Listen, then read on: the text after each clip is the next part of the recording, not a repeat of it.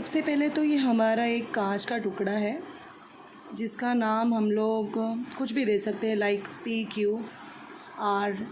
Okay, अगर ये हमारा एक कांच का टुकड़ा है जो हम लोग नॉर्मली ऑफिस वगैरह में यूज़ करते हैं पेपर वगैरह के ऊपर रखने के लिए, जस्ट वैसा ही एक कांच का टुकड़ा है जो कि ग्लास में है। ओके, कांच का टुकड़ा है तो वो ग्लास फॉर्मेट हो गया। अभी ये जो हमारा है, ये जो हमारा जगह है जो पूरा तरह से ब्लैंक है, तो ये जो ब्लैंक एरिया है इसे हम एयर होता है जिसे हम रेयर मीडियम बोलते हैं। एयर वाले मीडियम को रेयर मीडियम बोलते हैं। अगर कोई लाइट इस तरफ से आती है तो वो ऐसे जानी चाहिए, पर वो ऐसे जाती नहीं है क्योंकि ये जो हमारा एयर वाला हिस्सा है, ये एयर वाला हिस्सा जिसे हम बोलते हैं रेयर मीडियम, ये रेयर मीडियम पूरा खुला होता है। यहाँ से जो लाइट्स आती है वो बिना किसी रुकावट के आती है। लेकिन जब हमारा ये एंट्री होता है इस कांच के टुकड़े में, तो यहाँ पे छोटे छोटे पार्टिकल्स होते हैं जिसकी वजह से पूरा कांच का टुकड़ा जॉइंट होता है। तो जो सनलाइट, जो भी लाइट होता है, जो रे होता है, उसको यहाँ से जाने की जगह नहीं मिलती। तो जब भी हमारा ये जो रे यहाँ से आएगा, जो रे एंट्री मारने वाला है कांच में, तो इसको हम लोग इंसिडेंट रे बोलते हैं। तो ये जो इंसिडेंट रे है, जब भी यहाँ पे टच होगा ये मीडियम को, हम लोग एक ऐसे सरफेस को जैसे टच होगा, एक 90 डिग्री का स्ट्रेट लाइन खींच लेना है, जिसे हम कुछ भी नाम दे सकते हैं। जैसे हमने इसे नाम दे दिया लाइक MN।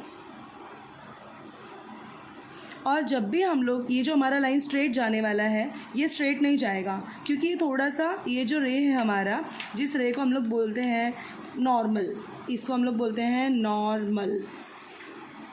ये जो हमारा नॉर्मल रे है, इंसिडेंट रे, नॉर्मल की तरफ थोड़ा सा बेंट हो जाएगा, यानी कि थोड़ा सा कुछ ऐसा हो जाएगा। तो यहाँ पे हमारा एक एंगल बनेगा और यहाँ पे हमारा एक एंगल बनेगा। हमारा एंगल हमेशा नॉर्मल और इंसिडेंट रे, इसको हम इंसिडेंट रे, इसको हम हमेशा इंसिडेंट रे बोलेंगे। ये इंसिडेंट रे और नॉर्मल के बीच में जो एंगल बनेगा, उस एंगल को हम लोग आई से डिनोट करेंगे। आई यानी कि एंगल ऑफ इंसिडेंट। मैं यहाँ पर लिख देती हूँ, I is equal to angle of incidence. फिर यहाँ पे जब वो कांच के टुकड़े के सरफेस के अंदर आ जाएगा तो नॉर्मल की तरफ से थोड़ा सा बेंट हो जाता है, तो इसे हम बोलते हैं, आर से डिनोट करेंगे, जिसे हम लिखेंगे आर यानी कि एंगल ऑफ रिफ्रैक्शन। तो ये हमारा आर हो गया। और फिर जब वो वापस से हमारे ये जो एरिया है, इसे बोलते हैं हम डेंसर मीडियम।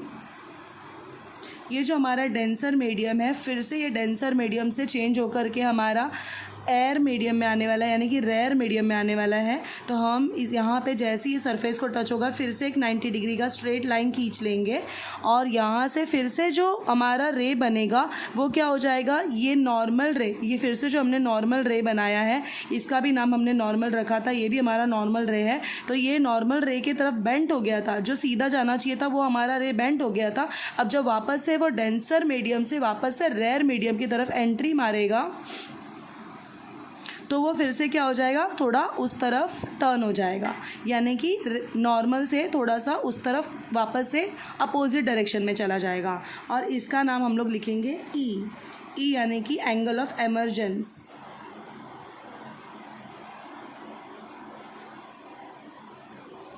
सबसे पहले तो हमने कैसे बनाया है, ये बहुत ही इजी है।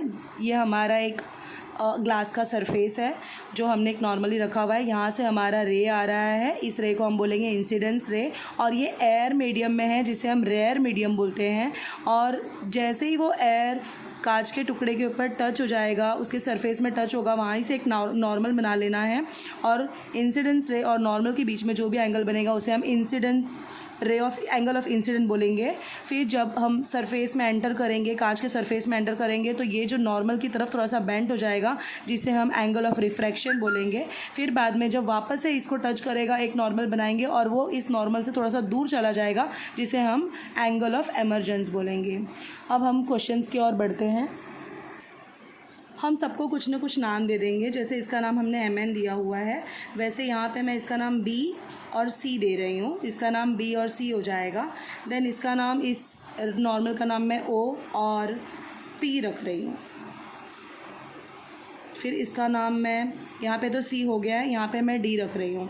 अभी हमको थोड़ा सा इसमें मैथ्स की तरह सॉल्व करना है। अभी हम कैसे करेंगे, थोड़ा सा यहाँ कर लेती हूँ। ओके, मैं जो भी सोल्यूशन करूँगी इस तरफ करूँगी ताकि आपको डायग्राम के साथ क्लीन दिखाई दे।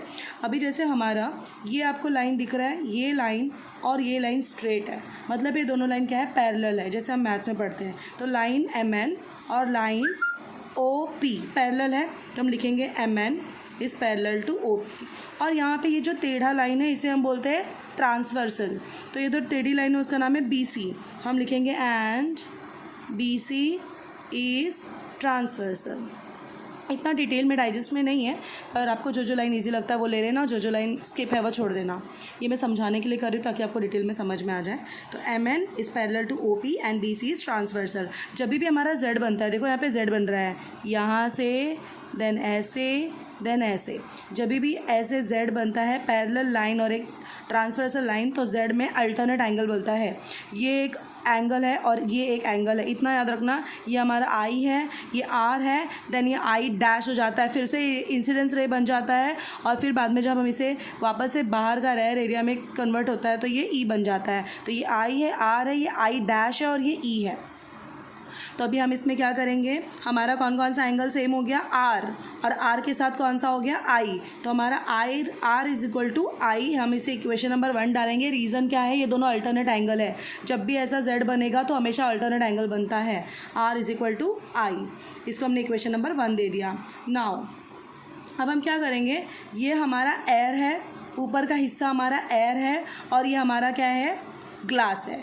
तो air with respect of glass, air with respect of glass हमारा बनता है sine I upon sine R, equation 2। ये कहाँ से आया, ये साइंटिस्ट स्नेल के हिसाब से उनका ये फॉर्मूला है कि हमें ये रिफ्रैक्शन इंडेक्स जब भी निकालना होता है, ये n को हम लोग रिफ्रैक्शन इंडेक्स से डिनोट करते हैं। Air with respect to glass is equal to sine I upon sine R। Now अगर हमने glass with respect to air किया, यानी कि ग्लास और फिर एयर लिया, तो हमारा क्या हो जाएगा, I डैश अपॉन E हो जाएगा। पहले हमने एयर और ग्लास लिया था तो I अपॉन R हुआ था, ये I अपॉन R हुआ था। अब हम लोग क्या करेंगे, इसके साथ इसको लेंगे, यानी कि ग्लास के साथ एयर को लेंगे, तो G is equal to A।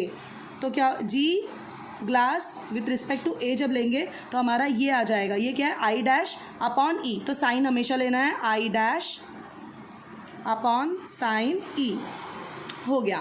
क्या हम इसको कन्वर्ट कर सकते हैं, अगर मैंने इसको ऊपर नीचे कर दिया, यानी कि A मैंने पहले ले लिया, देन अगर हमने G बाद में लिया, तो हमारा क्या हो जाएगा, साइन E ऊपर चला जाएगा और हमारा साइन I जो है वो नीचे आ जाएगा, साइन I डैश। इसको मैं इक्वेशन नंबर 3 दे दूँगी और मैं 2 और 3 को साथ में लूँगी। ये हमारा 2 है और ये हमारा 3 है, हम इन दोनों को अब साथ में ले लेंगे। अगर मैं 2 और 3 को साथ में लेती हूँ तो हमारा क्या हो जाएगा, ये और ये हटा के हम इन दोनों को साथ में ले लेंगे, sine I upon sine R is equal to, ये लेंगे इसके साथ ये वाला लेंगे, sine E upon sine I dash from 2 and 3। अब हमारा क्या होगा, देखो 1 के हिसाब से हमारा क्या था, R और I सेम है, तो अब इसमें हमारा ये जो हमारा I डैश, R और I डैश हमारा सेम है, I और R और I डैश हमारा सेम है। कैसे सेम है, ये देखो, ये जो R था और ये I डैश था, यही अल्टरनेट एंगल बना था, मैं डैश लिखना भूल गई थी, R is equal to I dash. तो अब हम क्या करेंगे, उसी हिसाब से यहाँ पे R है और यहाँ पे I डैश है, तो R और I डैश हम हटा देंगे। क्यों, क्योंकि हमको यहाँ पे दिखा हुआ है कि I और R और I डैश सेम है, तो R और I डैश को हटा दो। अब क्या बचा, ये बचा, ये बचा, इसे हम लिख देंगे sine I is equal to sine E। अब देखो साइन से साइन कट गया, क्या बचा, I is equal to E। तो हमारा प्रूफ हो गया, हमें जो प्रूफ करना था I is equal to E,